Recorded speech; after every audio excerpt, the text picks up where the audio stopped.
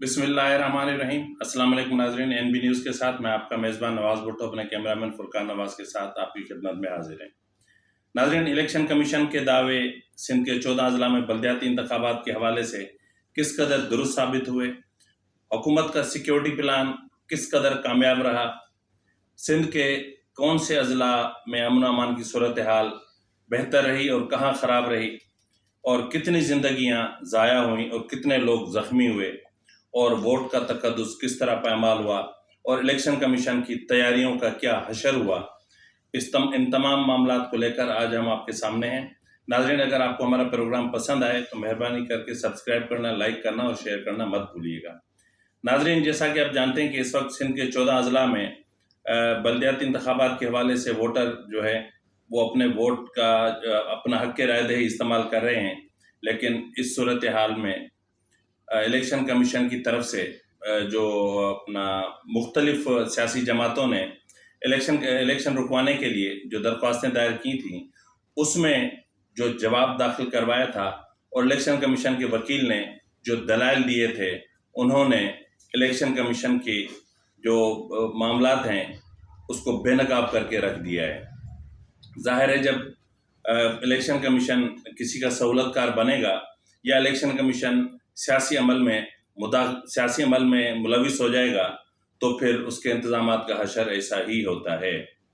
नाज़रीन, इसके साथ ही सिंध हुकूमत ने भी बड़े दावे किए थे और बड़े सिक्योरिटी प्लान और बड़े अफसरान की तैनातियाँ और बहुत बड़े बड़े दावे किए गए थे, जो सारे के सारे आज धरे के धरे रह गए। नाज़रीन, थरपारकर से कश्मोर तक लोग दस्तो गिरेबान हैं, 2 अफराद अपनी ज़िंदगियों की बाजी हार चुके हैं, दर्जनों ज़ख्मी हैं।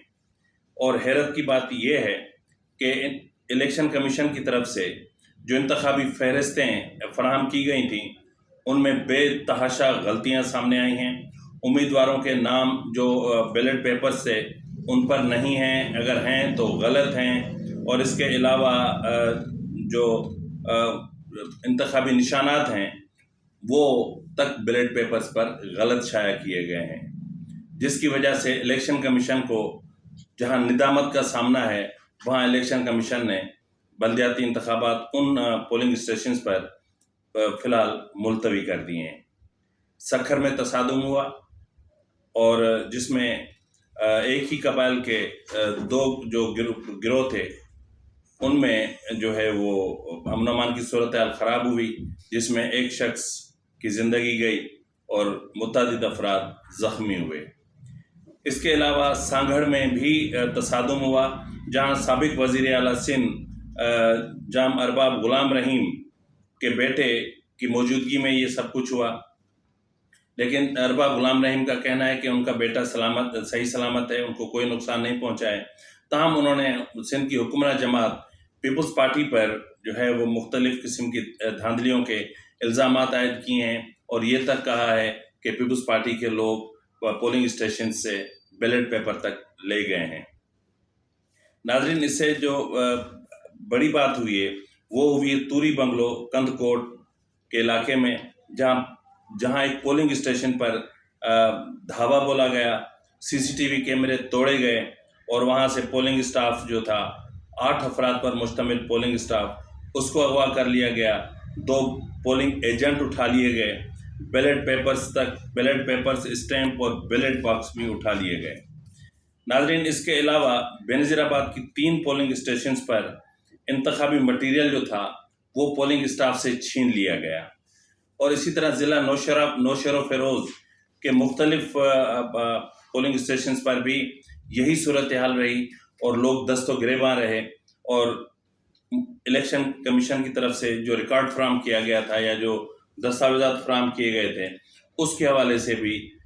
कई चीज़ें जो हैं वो ऐसी सामने आई कि जिसकी वजह से इलेक्शन कमीशन खुद परेशानी में मुब्तला हो गया है। नाज़रीन, जैसा कि हमने आपसे पहले 2 प्रोग्राम्स किए थे, उसमें हमने मुख्तलिफ़ चीज़ों की निशानदेही की थी,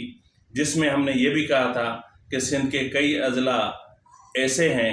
जहां मुख्तलिफ़ कबाइल रहते हैं और उन कबाइल के दरमियान ایک تصادم کی سی صورتحال ہے جو گزشتہ کئی سالوں سے جاری ہے، اور کئی حلقے ایسے بھی ہیں انتخابی حلقے جہاں مختلف برادریوں میں کافی عرصے سے خونی تصادم چلتا آ رہا ہے، لیکن اس حوالے سے سندھ حکومت نے کوئی کسی چیز کو بھی نہیں دیکھا اور صرف اتنا دعویٰ کیا کہ ہم نے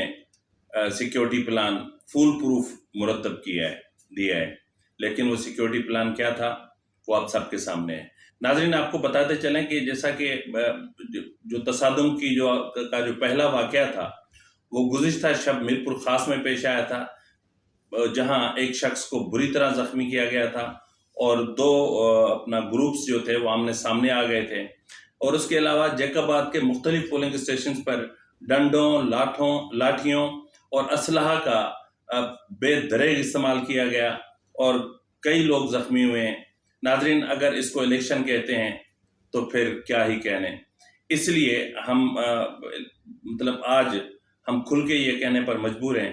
کہ الیکشن کمیشن نے سندھ ہائی کورٹ میں جو جواب داخل کروایا تھا اور ان کے وکیل نے جو دلائل دیے تھے ان کو ایک بار پھر سے ضرور دیکھ لیں، کیونکہ یہاں انسانی زندگیوں کا سوال ہے۔ بات محض ایک نامکمل اور ایک کمزور بلدیاتی انتخابات کی نہیں ہے، بات انسانی زندگیوں کی بھی ہے جو آج سب کے سامنے ہے۔ اسی کے ساتھ ہی ناظرین، اپنے میزبان نواز بھٹو کو دیجیے اجازت۔ اللہ حافظ۔